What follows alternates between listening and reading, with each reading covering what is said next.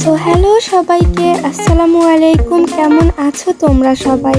So ভিডিওটা study blog থেকে daily ব্লগে কিভাবে শিফট হলো সেটাই তোমাদের সাথে শেয়ার করব। তো সকালে আমার ছোট আপুর ছিল পরীক্ষা, তো আমি ওকে সকালে কিছু একটা খাওয়িয়ে দিচ্ছিলাম আর তারপরে তাকে চা বানিয়ে দিলাম। ওর স্বভাবটাও আমার মতোই হয়েছে, পরীক্ষা দেওয়ার আগে চা খেয়ে পরীক্ষা দিতে চাই। সো ওকে চা দিয়ে বিদায় করার পরে আমি চলে আসলাম পড়তে। মেবি নেচারও জানতো যে আজকে আমি স্টাডি ব্লগ করব না, সো সেই জন্য আমি পড়তে বসেছিলাম, পড়েও ছিলাম, কিন্তু আমি ওইভাবে রেকর্ড করিনি। শুধু পড়া শেষে আমি জাস্ট রেকর্ড করেছিলাম যে ঠিক আছে আমি এতটুকু পড়েছি।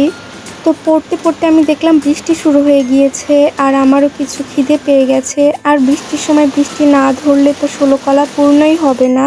তো আমি এমনি কিছু কলা কেটে নিয়েছিলাম আর তারপরে আবার চলে গেছিলাম পড়তে। তো আজকে আমার বেশ ভালো লাগছিল যে আমি পুরো সকালটাই অনেক ভালোভাবে পড়লাম। দুপুর আসতে আসতে বলা যায় যে আমার প্রায় সবগুলো স্টাডি সেশন প্রায় শেষ হয়ে গিয়েছিল, শুধু জিকে বাদ ছিল। তো আমি ভেবেছিলাম যে ঠিক আছে রাত্রে আমি এটা পড়ে নিব আর কোশ্চেন সলভ করে নিব।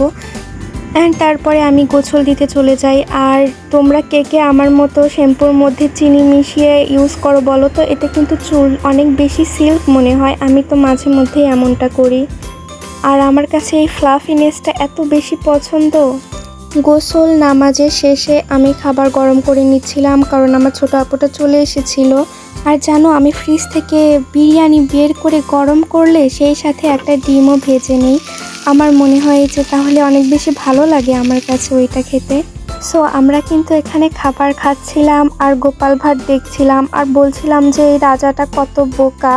আসলে যখন আমি আর আমার আপু দুজন একসাথে খাবার খাই, মানে আমার ছোট বোন, তখন আসলে আমাদের ফোন দেখা হয়ে যায় খাবার খাওয়ার সময়, কিন্তু অন্য সময় কিন্তু আমি খাবার খাওয়ার সময় একদমই ফোন দেখি না। আর তারপরে আমি আমার ইংলিশ বেসিক কিছু রিভাইজ করে নিচ্ছিলাম আর তারপরেই দেখতে দেখতে হঠাৎ করেই মেহমান চলে আসে। মেহমান বললে ভুল হবে, আমার খুবই প্রিয় কিছু মানুষ। তো তাদের জন্য আমি চা বানিয়ে নিয়েছিলাম খুবই তাড়াতাড়ি। সো তারা সবাই জানাজায় চলে যাওয়ার পরেও আমার খুবই পছন্দের একটা বাবু কিন্তু আমার বাসায় ছিল, তো সেজন্য আমি তার জন্য ঝটপট আলু দিয়ে একটা রেসিপি বানিয়ে দিচ্ছিলাম। এটা খুবই সহজ আলু ভাজি, শুধু আলু লবণ দিয়ে একটু মেখে নিবা যেন পানি বের হয়ে যায়, আর তারপরে ভালো করে ধুয়ে ভেজে নিবা সুন্দর করে, অ্যান্ড রেডি টু সার্ভ। আর সত্য বলতে ও এটা অনেক বেশি পছন্দ করে, আমি এটা জানতাম, তো সেই জন্য আমি তাকে অল্প সময়ের মধ্যে এটাই বানিয়ে দিয়েছিলাম। আসলে আমাদের হাতে কিন্তু তেমন একটা সময় ছিল না, যখন আম্মু রান্না করতে গিয়েছে তখন প্রায় 1 ঘন্টা মতো হাতে ছিল। তো আমি বললাম যে তবুও চলুন কিছু একটা রান্না করে ফেলি, কারণ তারা এতদিন পরে আমাদের বাসার সামনে দিয়েই যাবে, তো সেই জন্য একদম ঝটপট যেটা করা যায় সেটাই।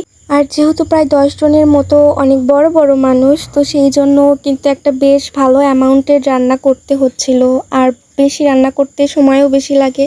তাই আমার আর আমার আম্মুর ইচ্ছা থাকা সত্ত্বেও আমরা বেশি একটা কিছু করতেই পারিনি, যেটার আফসোসও হচ্ছিল, আবার মনে হচ্ছিল যাক কিছু তো একটা করেছি।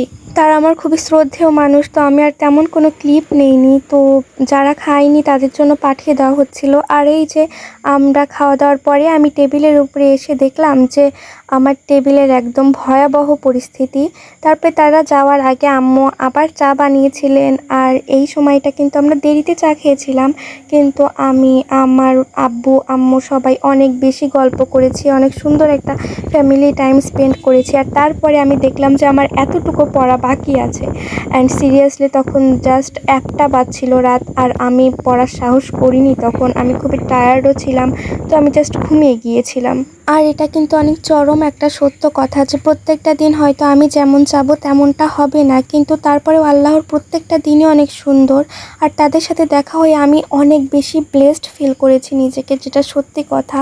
তো ইট ওয়াজ এ গ্রেট ডে, তাই না? তো এতটুকুই আজকে। আর এই যেটা হলো আমার প্রথমে আমি যেটা লিস্ট করে নিয়েছিলাম সেটা, যদিও আমি সম্পূর্ণটা শেষ করতে পারিনি, আমার 2টো জিনিস বাকিই ছিল, বাট ওকে আলহামদুলিল্লাহ।